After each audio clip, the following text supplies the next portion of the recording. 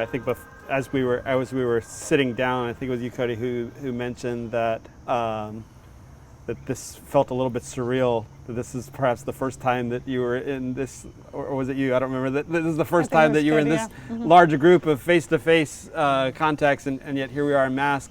And I know that a lot of people are longing for the day when we can reconnect in person, hug, not have to worry about mask and worry about a pandemic. But I could say one of the gifts of what I keep calling this unique Sabbath of this time of COVID is that I've been able to connect with nature in very meaningful ways and connect with with creation in very meaningful ways. And so one of the things, when I think of it as a watershed moment, also I'm thinking when things go back to some semblance of normal, whatever normal looks like after this, is how do I integrate the connections that I've made with water as I've gone kayaking, or with nature as I've gone walking, and with the slowness of that pace as I then reconnect. And in a theological way, I mean it's about about reconnecting with creation and all its inhabitants. And so to me that's a part of this watershed moment. But to kind of pivot from that then is that as I stated, during this time of COVID, I've really been connecting, and partly because I'm living in a new space. I'm living right on the boundary of the Flint watershed and the Chattahoochee watershed as I reside inside the Atlanta Friends meeting, the Quaker meeting house. And so it's a new area for me. So I'm walking and exploring new trails, and often the trails follow creek beds. And so learning about those things, but it reminds me that not only is it a watershed moment, but that oftentimes our faith and our lives are lived in a watershed, I'm doing a lot of work with organizations that are helping young adults explore their vocation, and one of the things that we often talk about is, what is your next most faithful step? Like after you've thought about the big questions, how do you operationalize it in some tangible way?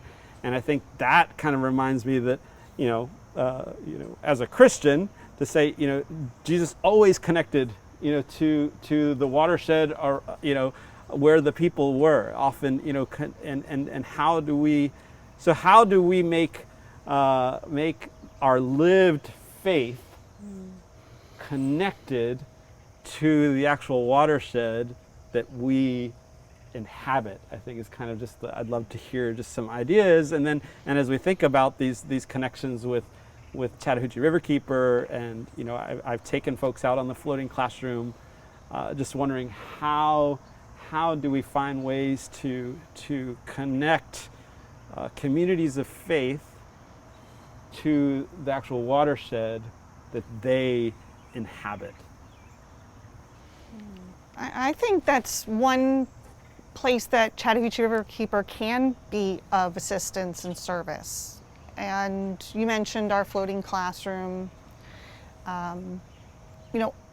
Our mission is to make sure that there's enough clean water for now and for future generations. And in order to do that, we need to share the experience, the resource, the knowledge that we have, because it's very hard to appreciate something you don't have any experience in or an affinity to.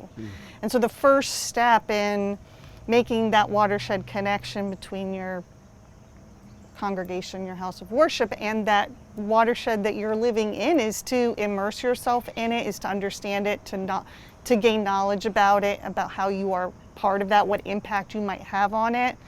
And so offering the floating classroom is an easy first step. We can help facilitate that engagement, that immersion. For those who are even more adventurous, we can help put you on the river in a kayak or in a canoe. We can lead a hike along those trails. So that is part of our mission and our programming, is to engage with communities, and we've been doing that for 26 years. On an average year, we'll put 500 people on the water. We'll take 9,000 students on board the floating classrooms. Thankfully this year we were able to actually bring, I think, just over 1,000 people to sweep the Hooch, which is our one-day watershed-wide cleanup event. And so we had 1,000 people spread out over 43 different locations, walking parks, walking creeks, and paddling on the river, removing trash. That's a great way to engage with your watershed, because you can have that very quick sense of gratification that you've done something positive. You know, there's nothing like walking into a green space that's littered with trash, spending an hour cleaning it up, and then realizing how beautiful it really is, and what a great resource it is to have nearby. So we can help facilitate that, and that's something we want to be doing with Georgia Interfaith Power Light and the communities of faith around the watershed, so that we can make that connection. You mentioned a couple different things. I think how do we get faith communities involved where they are? Why is that important? I think it is important to realize a bit about how it feels like that the way that the society that we have almost ensures that we don't pay intimate attention to the environment around us. So one of the first things that I think I try to do with congregations and that the Floating Classroom helps with is how can we find pathways to rebuild intimacy with environment? And you can't really do that without connecting to it. So I think framing it like a spiritual discipline, like any other holy ritual you would do or any other kind of spiritual discipline you would do to get in contact with your deity, would be to practice kind of cultivating intimacy with environment and feeling kind of the holy presence that is there. With water in particular, I'm always thinking about, so in the Christian tradition, there's a lot that I could say about why creation's important. It's our first commandment to care for it. It stretches, like you said, through not only the stories of Jesus, but through the beginning of the text to the end of the text. It is the first commandment. It is the final word is clean water pouring out of the throne of heaven. That's the story. Water is this linking thing. And so even within creation, water is like the holiest thing that we have. It is, it's holy for almost every tradition. It serves a really important purpose. And so reminding people of that, building the intimacy, but also seeing how the cleanliness of the water, whether it's contaminated or not, how it flows, where it floods, is directly related to our mandate to care for neighbor, right? So it's not an isolated care for creation. It's actually in caring for creation, we do justice to our neighbors. And how do we do that? We do it by getting clean water, making sure it's not polluted with things like coal ash, or making sure that communities have the infrastructure that they need so that it doesn't flood for them, and so that there is clean drinking water. And so it isn't just kind of a pithy care for environment and plant a tree because it's nice, even though that's a really great thing. It's actually a core tenet of what it means to live justly in the world, is to care for creation in a way that you can interact with it, build intimacy for it, and ensure that it not only doesn't harm neighbors, but it actually cultivates this beautiful bounty for everybody. Yeah, like Cody, y'all hit all the points. And so, one of the things that occurred to me while y'all were talking is that, because I'm a teacher, is that we need to ask the kids, because they actually get this, because often we send them outside to play. We don't necessarily play as a regular thing outside. We send them outside to play.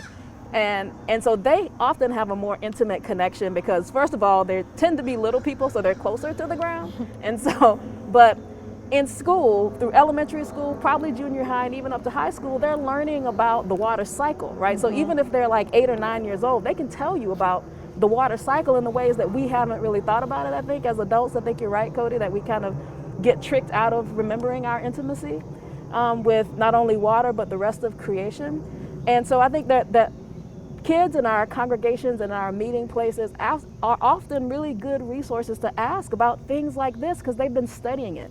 More recently, they've been reading about it, they've been talking about it, they've been doing projects about it. And so they can help us think through what does it mean to live in this particular watershed, right? And how we can care for it, because they're also having those conversations around not only the reduce, reuse, recycle. They get to us about the reduce part, just use less.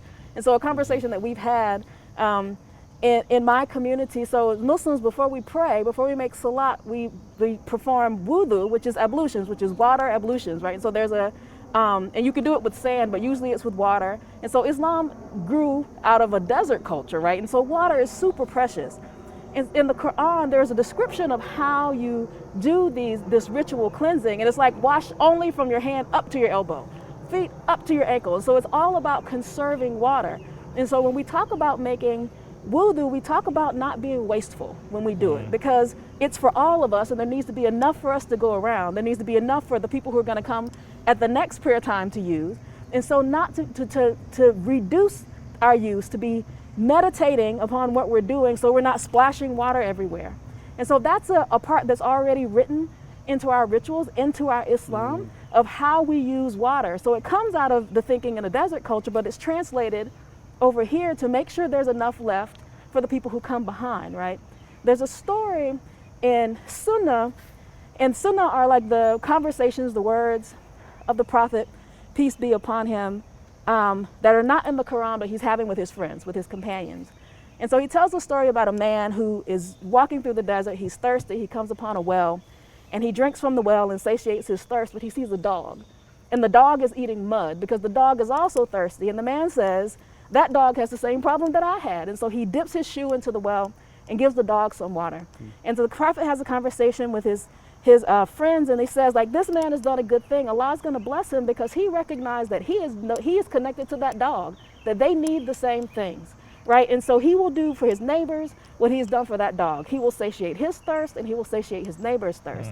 And so I think that it is those principles that we kind of get back to thinking, and it's not super complicated. It's something really simple. I get thirsty, you get thirsty, dogs get thirsty. We all need to have clean water to drink. And so we do the things, similar to what Cody was saying, we do the things to make sure we all have clean water to drink, because I wouldn't give myself contaminated water if I can help it. So why would I contaminate the water for someone else, right? And so why would I let laws pass that keep the water contaminated for me or for others, or doesn't clean the water that's already contaminated? Because, as you've said, we all need clean water. For whatever reasons, we all need clean water, even if that's just for agricultural industries. Whatever goes into the root is going to come up in the fruit. So if we have bad things going into the root of our vegetables, it's going to come up in the fruit of our vegetables. And so even just that simple principle is why we need to make sure that we're protecting our waterways, so that when we want to eat good vegetables, the water is clean. But Imam, I think I heard, I am hearing all of this like deeply understood, like theological understandings. But my understanding is that you also then kind of have connected it to your own watershed. That you live in an area of Atlanta where there have always been kind of massive kind of transitions of movements of peoples who have lived in that area. But you all, my understanding is that you are trying to recapture some of the land, and that you've even recognized that you need good, healthy, clean water in your watershed because of the I don't know, something about the creeks. And I think that our county is working on this. Every time it rains in DeKalb County, because of where we are, with the infrastructure, there's some flooding. Like there was a flash flood this weekend. We still actually have the flash flood warning on my weather.com app. And every time it rains, there's some overflow, and there's some amount of sewage or some amount of contaminants that get into the Snapfinger Creek. So the creek that runs behind my house is a kind of a tributary of the Snapfinger Creek. And so every time that happens, the water comes up, we can hear it rushing from the house, but we recognize we can't let our goats free to go down there and drink because it's contaminated with something that someone has dumped into it, or the sewer has overflowed in some way. And so that's a real problem, like a real live contextual problem that we are working on as citizens in our county, to talk to the Board of Commissioners, to talk to other folks to see what we can do about it, because the folks upstream from us, they're getting it. The folks downstream from us, they're getting it. So it's not just my household, right? I want to live in a place where if I have water flowing on my property, that my animals can drink from it. So I'm reducing the water that I capture in my water totes, that I can go somewhere else. I don't have to feed them from the rainwater. I can give them another part of the water cycle that's already surface water that's there. As of yet, I can't do that because of the contaminants. And so my household is very interested, along with my neighborhood, because there are a number of farms and Harvey farms in my neighborhood. We're very interested in making sure that our water is clean. But if our water is clean, that means the water upstream is going to be clean, and it's our job to make sure the water that's going downstream is going to be clean. And so, yeah, that matters to us.